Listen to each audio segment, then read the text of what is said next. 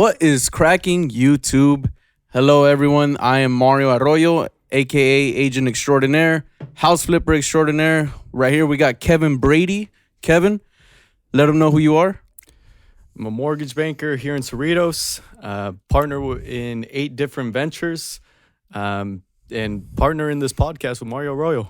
Right on. And this is the Art of Partnerships, guys. So this is a podcast we've been really thinking about a lot, and we really wanted to make sure we're doing it correctly. So, thank you to everyone that helped put this together. TheLitOutlet helping us get situated with the whole podcast. Mike over here helping us with the sound. Yep. Thank you everyone that, brought everything together for us. And, we're excited to launch it. So with that being said, I mean, there's more than a few companies that Kevin and I have ventured in, so I don't know, maybe we want to name a few. Kevin, what do you think? Mortgage company. Real estate company on my end. Elderly care facility. House flipping. A float lounge. Airbnb rentals. And a mortgage software company. And that's just a handful of things that we've actually gotten into. A few things that we've been successful with. As of right now, knocking on wood, none of those companies have given us anything negative.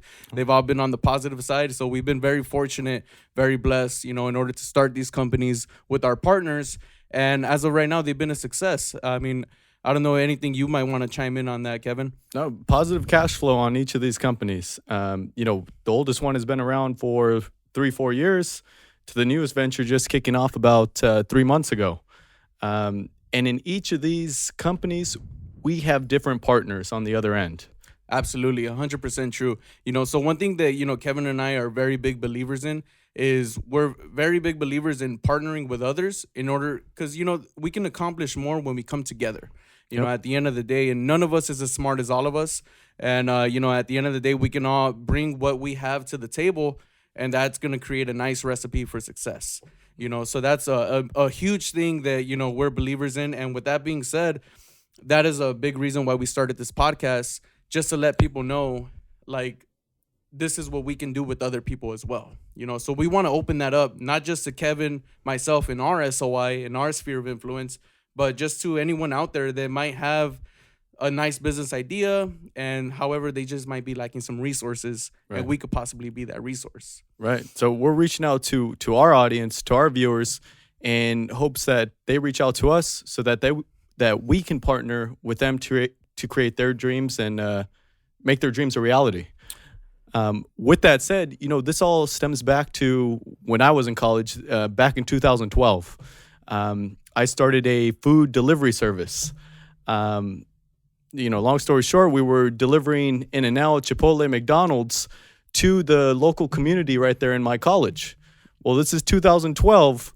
The way it worked back then is people would put their orders in before 6 p.m. on a website and get the food delivered to them between 7 and 8 p.m. every day. That sounds familiar. It does, yeah. Well, next thing you know, 2013 comes around, and you got companies like Uber Eats and DoorDash that come out in 2013. 100%, man. And who isn't familiar with those companies right about now? Yeah. So that's a huge thing that we want to tap into, because, something like that Kevin just stumbled across, didn't even acknowledge that could have been a multi-million-dollar, possibly billion-dollar business. Exactly. And you know what it is? I didn't have any starting funds, really. I mean, maybe $100-$200 to start the website, got a couple drivers, everything was flowing, we were cash flowing, and just completely wiped out by the guys that are still around today, right? Because they were able to take it to another level with the apps, right? And just had the resources and connections to take them to that next level. Oh, 100%. So I mean, this is something where Kevin was way ahead of the curve. And with that, I mean, obviously, you guys might not be able to answer the question right now since it is a podcast, but I want to ask you guys a question, which is more like, have you ever had an idea? And I think every aspiring entrepreneur has went through this. You ever had an idea? You ever had some type of thought that came to mind, and you said, you know what? I can really do this. The only thing that you were lacking, though, was resources, whether that be funding, whether that be the right connections, whether that be anything of that nature. Has that ever happened to you? Yeah. And I would bet my bottom dollar that it probably has at least once. So that's something that we want to make sure.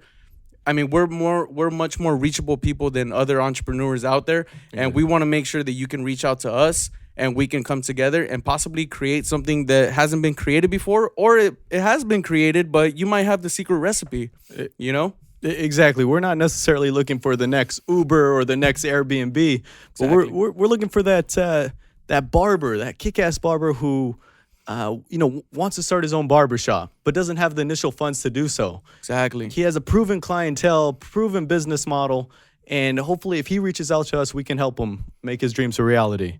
Oh, absolutely. All these companies that we have partnered with, they're nothing incredibly new. Mortgage company, elderly care facilities, sensory deprivation tanks, it's all been done before. Exactly.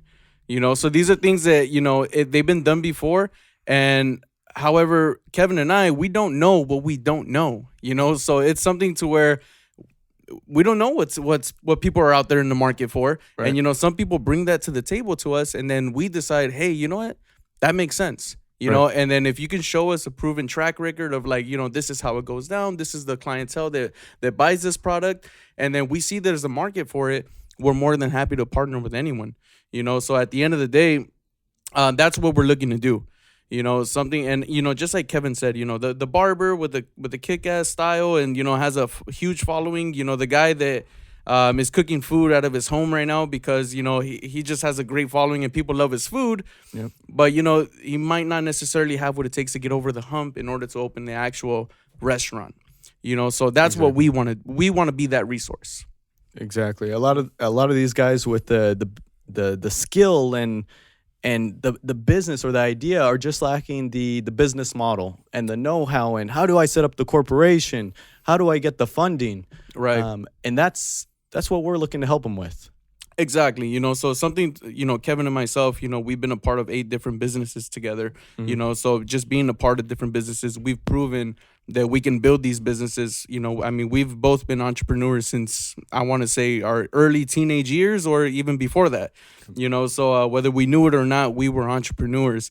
So building businesses is something that I think we're very qualified for. At the age of 26, and Kevin at the age of 27, we've established a nice track record of what we've done. And these are just a handful of things, and not including what we're actually working on right now at this moment. Exactly. So this is something that, we want to be able to extend that hand and reach out to everyone else. And, whether you're around our age, you're a little younger, you're a little older, it doesn't matter. At the end of the day, what we want to do is we want to help aspiring entrepreneurs. Exactly. And, like I said, the whole point of this podcast, we're going to be interviewing our former partners or our current partners. Correct. And they're going to be exclaiming what kind of value we brought to them. And hopefully the audience members can see that, and they can put themselves in that person's shoes and say, you know what, Mario and Kevin can help me as well. Exactly. So and that's exactly, just like how Kevin said, we want to bring these people on here, and we want you guys to hear from them. Exactly. The guys that actually brought us the ideas, and then we end up partnering with them. Yeah. So that way you can hear it from their mouths of how we were able to help them, so, with that being said, anything, I don't know what else we can actually add on to it. No, just, every person, the deal is always different. The type of partnerships we have with each individual in terms of money that we put in terms of what equity percentage we took from it, it varies from individual to, it's not straight, 10,000 for 10% equity. It varies on the business. It's not a one size fits all. Exactly. And that's where you're going to get to hear it from these 8 different people that we've partnered with, hear their story, and we're going to get deep into it in terms of what our contribution was, what that return was, where we set parameters to where we could be bought out eventually. These deals were all different for each business. Yeah, everything is negotiable at the end of the day too, so it's something to where the structure is going to be different with every business is different, so we can't expect to have the same structure for each one of them. Right. So there's some where we're majority partners, some where we're minimal partners, some where we're just 50-50. Exactly. So it all just depends on what it is. Exactly. We've partnered with people who have brought us flip opportunities. They say, hey, we can buy this house at $400,000. We need the funds to be able to do so. And then the ARV, or after repair value, is $600,000. That is a very solid deal right there. Well, exactly. Minimal risk compared to someone maybe who has a brand new idea, needs X and X amounts in funds. Right. That is more risky because it's not a proven model. Whereas the house flipping, we're buying it at this price, we're selling it at this. The numbers are very concrete. Oh, absolutely. And, just buying anything under market value is usually a deal in almost anything. It could be a car, it could be, jewelry, it could be whatever. So that's something to where 100% we tie people into that deal. We're not greedy people, and it's something to where, people have brought us there, a deal such as, a real estate flipping, which is something that Kevin and I have actually gotten into, him and myself. And then, 50-50 partners. Why not? We'll put up the cash, you run the system, you run the operation. And at the end of the day, we'll just go ahead and, we'll split it down the middle. It's not a big deal. One recent business opportunity that I do want to share is an Airbnb opportunity that was presented to us. It was actually a boat that was going to be Airbnb'd in Newport Beach. A little different there, yeah. A little different. Interesting idea. Anyway, individual's name is Sean. Sean came to us and he pretty much said, hey, I want to buy this boat and I want to Airbnb it. Right. We looked at the numbers. He had an idea of how it would work. And sure enough, it did work. We completely remodeled this boat.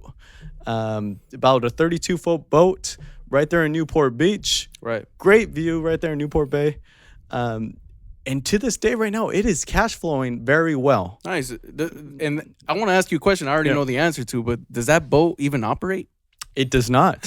It doesn't even operate. It doesn't run. The engines are blown out. But do we need it to operate? We don't. Not at all. And that's why it was such a great deal. Yeah. And that's why it is cash flowing, even after paying the slip fee, the rental fee for where it's parked there on the dock. It is still cash flowing and doing very well to this day. You said Newport, right? That's Newport, where it is? correct. It's a great location. Yep.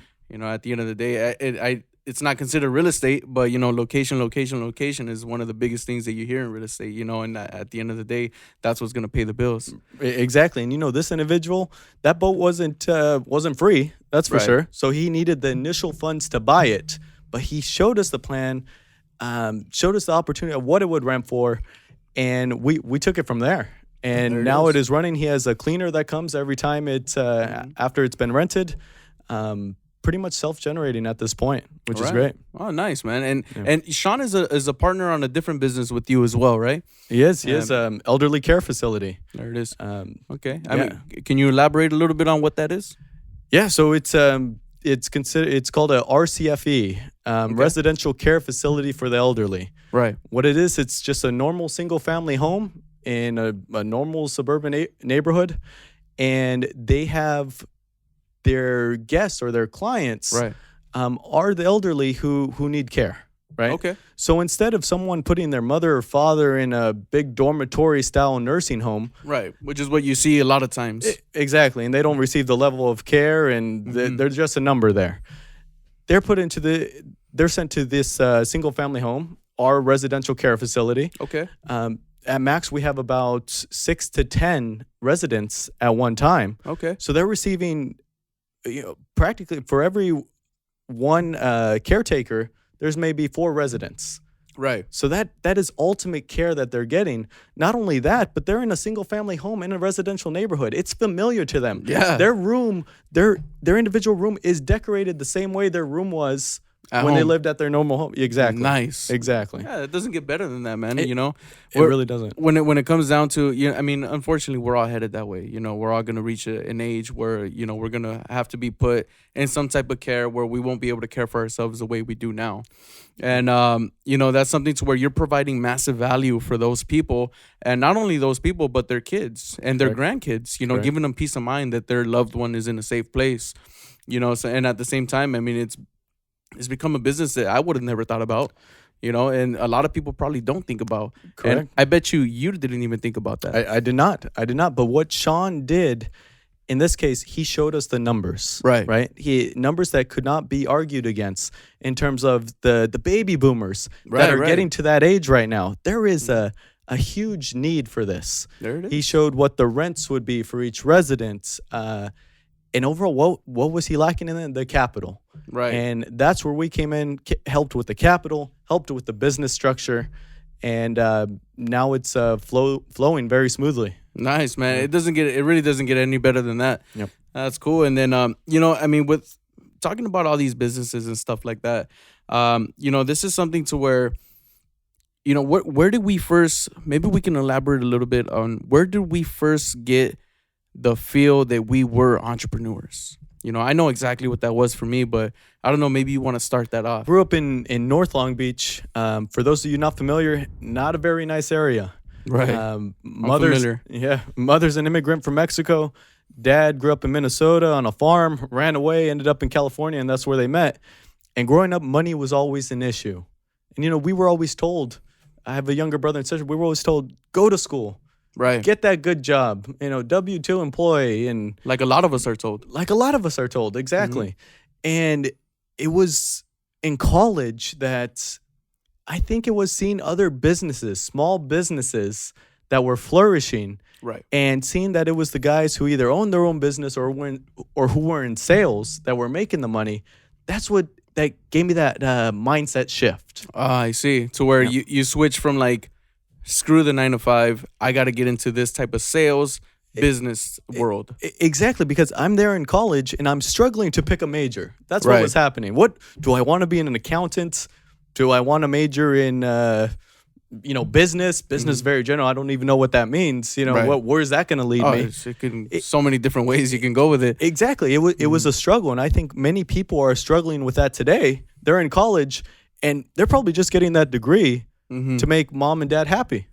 A lot of times, and getting themselves into sometimes 5-figure debt, and that's the sad part about it sometimes, is that we follow so much what our parents want for us, but we don't focus on what we want for us. Exactly.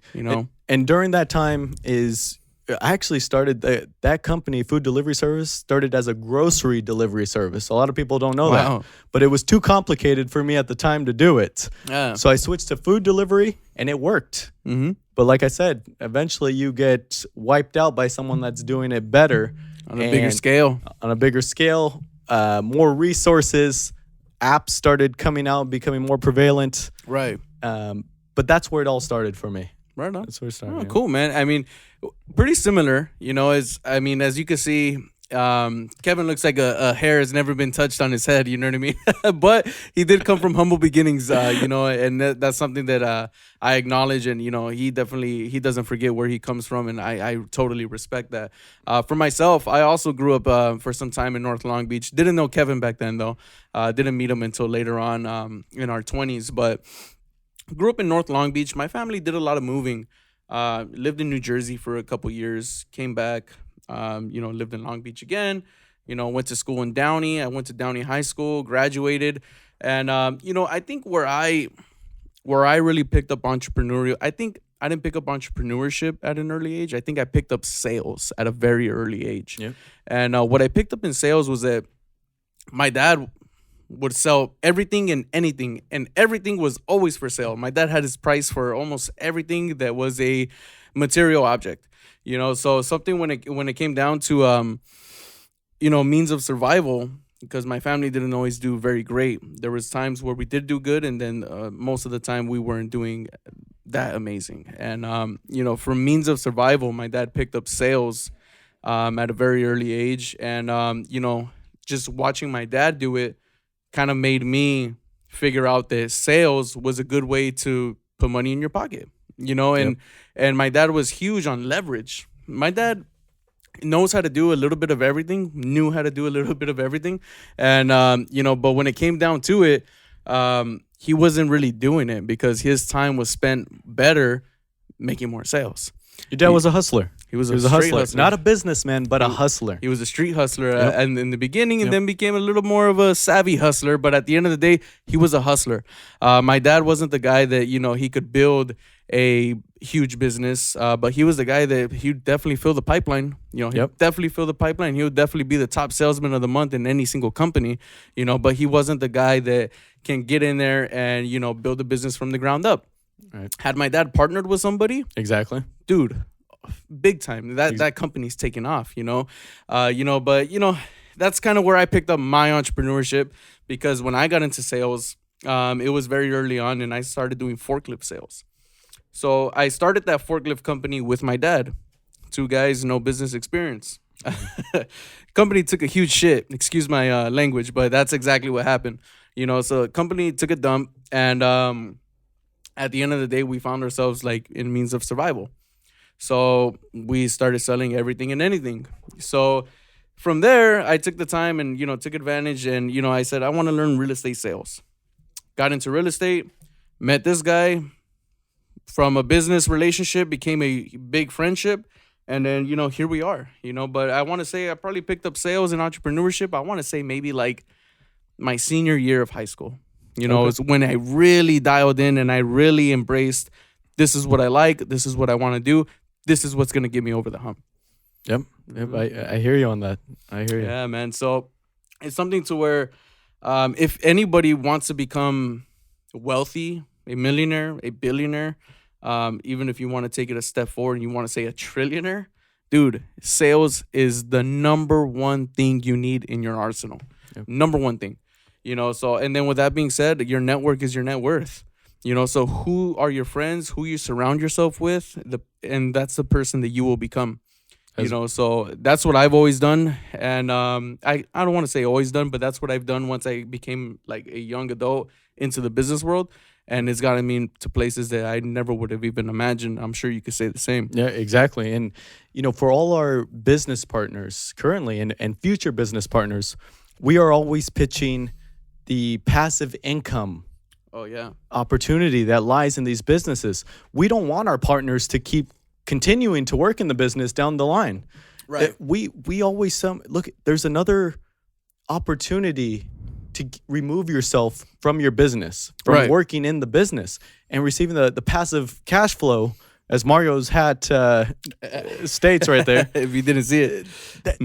That's what we want, and that's what we want of our business partners, and we sell that goal and that dream, and it becomes a reality. It does. And at the end of the day, I mean, you said it yourself, cash flow and leveraging, just leveraging the business to where you don't have to be a slave to it.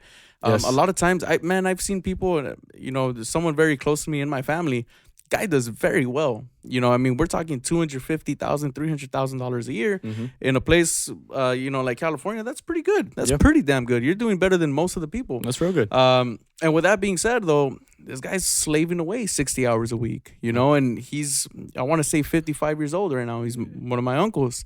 And, unfortunately, it's something to where he didn't really learn how to leverage it, and that's something that, we've learned at very early on, and that's 100% the direction we're heading in. Kevin, let's be real.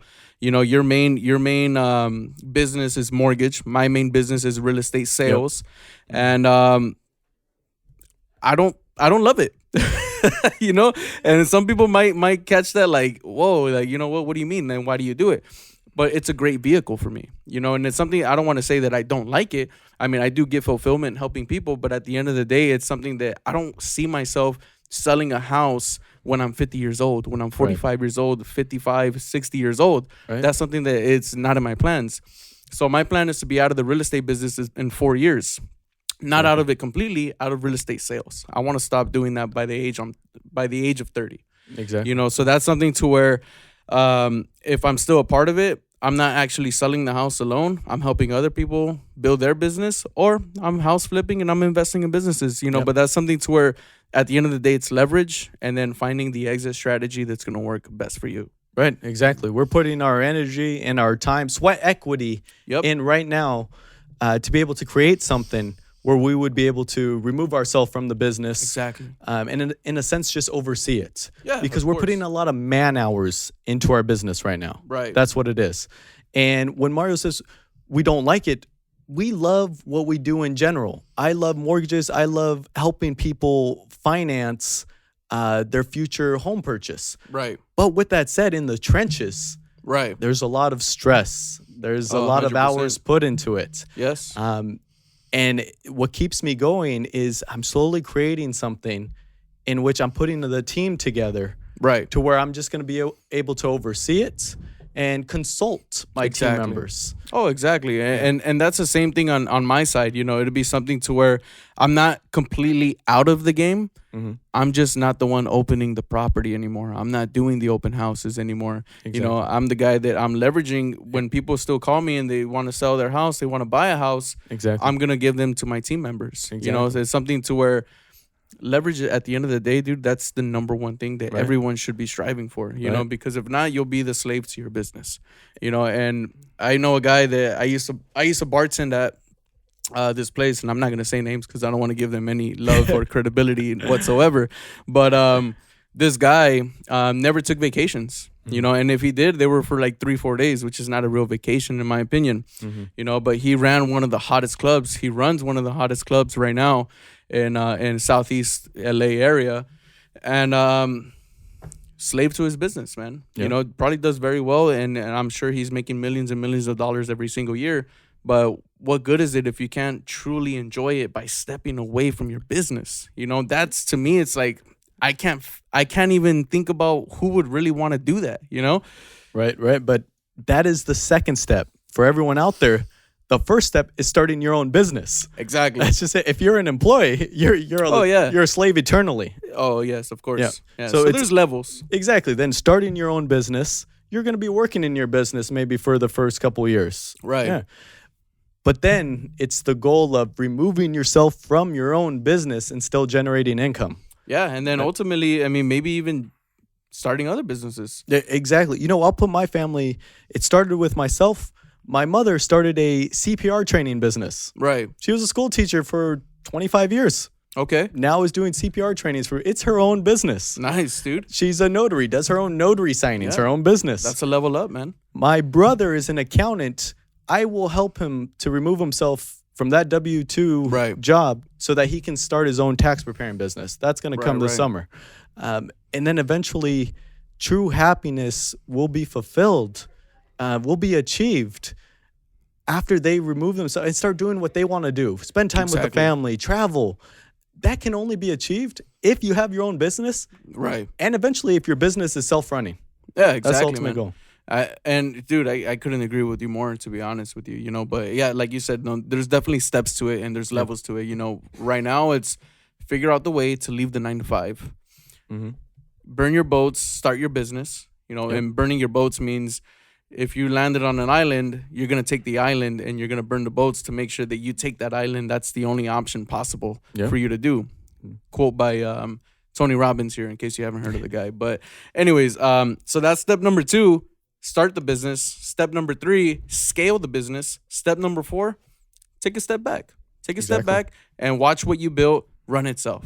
Yeah. You know, that is the ultimate form of freedom, in my opinion. Right. You know, so I mean, hats off to those people, you know, that are doing that. Your brother that is gonna start that. You stepping in, helping them with that. Your mom that took that step. Shit, dude. Cheers to us, you know, for making that step, dude. You know, there's a lot of people that man, I love the entrepreneurship talk, man, because it's something that it really it hypes me up, you know. So, yeah, I love it. And it will be my purpose and my passion going forward to get other people to take that step to start their own business, something that they're truly passionate about. Definitely, because I felt it within myself. My life has changed since I made that shift. Oh yeah, man. Everything. I mean, I'm so grateful. I get up on Monday. Right. People dread Mondays. Oh, people man. dread it. I love Mondays.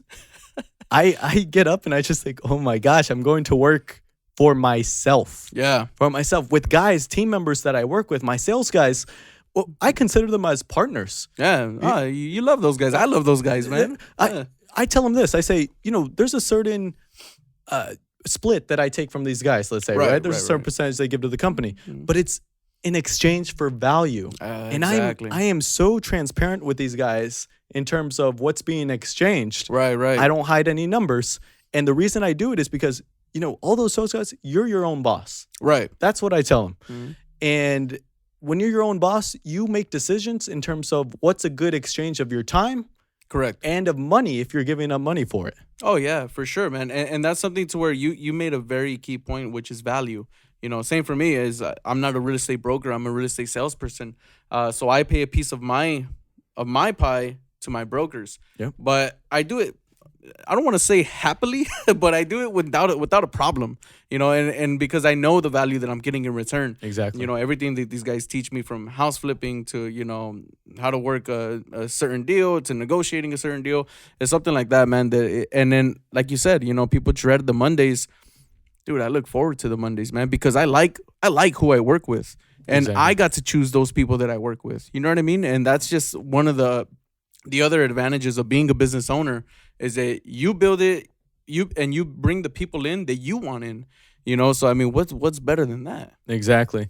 And that's what, just a full circle, what we're hoping to achieve with this podcast, reaching out to our audience. Exactly. You've heard what we had to say right now, and we want you to reach out to us, and hopefully we can get you guys off the ground. That first step one. Absolutely. And this is something to where, it was a big introduction for us, to give to you guys. And we just want to introduce what is it that we're doing.